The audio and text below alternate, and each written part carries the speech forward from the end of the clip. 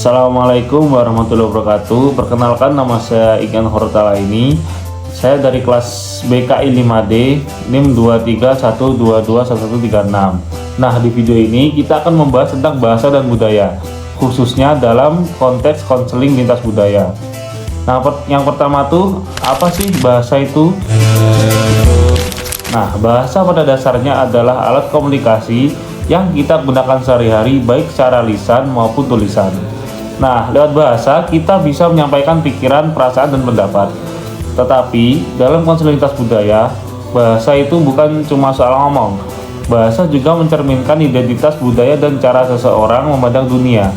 Kalau konselor dan konseling tidak saling memahami bahasa, termasuk cara berbicara dan maknanya, komunikasi bisa terhambat dan rawan salah paham. Nah, yang kedua tuh budaya. Apa itu budaya? Budaya adalah segala sesuatu yang berkaitan dengan nilai, kebiasaan, norma, dan cara hidup suatu masyarakat. Budaya membentuk cara kita berpikir, bersikap, dan berinteraksi dengan orang lain. Nah, dalam konseling lintas budaya, perbedaan latar belakang budaya antara konselor dan konseling sangat berpengaruh. Karena itu, konselor perlu punya kepekaan budaya supaya proses konseling bisa berjalan dengan baik dan nyaman bagi klien. Nah, selanjutnya tuh hubungan bahasa dan budaya. Bahasa dan budaya itu seperti dua sisi koin berbeda, tapi tidak bisa dipisahkan. Budaya memengaruhi bahasa yang kita gunakan, dan bahasa menjadi cara kita mengekspresikan budaya.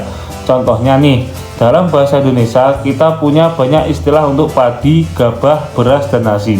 Sementara dalam bahasa Inggris semuanya cukup disebut dengan satu kata, yaitu rice. Ini menunjukkan bagaimana budaya memengaruhi bahasa. Selanjutnya adalah fenomena bahasa dan budaya. Ada beberapa hal menarik yang menunjukkan hubungan bahasa dan budaya. Nah, yang pertama tuh bahasa bisa jadi cermin budaya. Yang kedua, bahasa menjadi alat untuk mewariskan budaya. Yang ketiga, bahasa juga berfungsi sebagai identitas satu kelompok. Dan seiring berkembangnya zaman, bahasa ikut berubah, misalnya karena globalisasi dan teknologi. Masuknya kata-kata seperti online, download, atau trending menunjukkan bahwa budaya dan bahasa itu terus berkembang. Nah, selanjutnya, pengaruh bahasa terhadap perubahan budaya. Bahasa punya peran besar dalam perubahan budaya. Lewat bahasa, nilai dan kebiasaan bisa diteruskan ke generasi berikutnya. Nah, di sisi lain, perubahan budaya juga mendorong munculnya istilah-istilah baru dalam bahasa. Artinya, bahasa dan budaya saling memengaruhi dan berjalan berdampingan. Nah, jadi kita bisa simpulkan bahwa bahasa dan budaya memiliki hubungan yang sangat erat. Bahasa menjadi alat utama untuk menyampaikan budaya, sementara budaya memberi makna pada bahasa itu sendiri.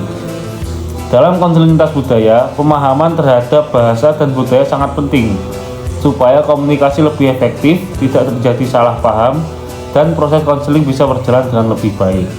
Nah, sekian sedikit materi dari saya, kurang lebihnya mohon maaf. Wassalamualaikum warahmatullahi wabarakatuh.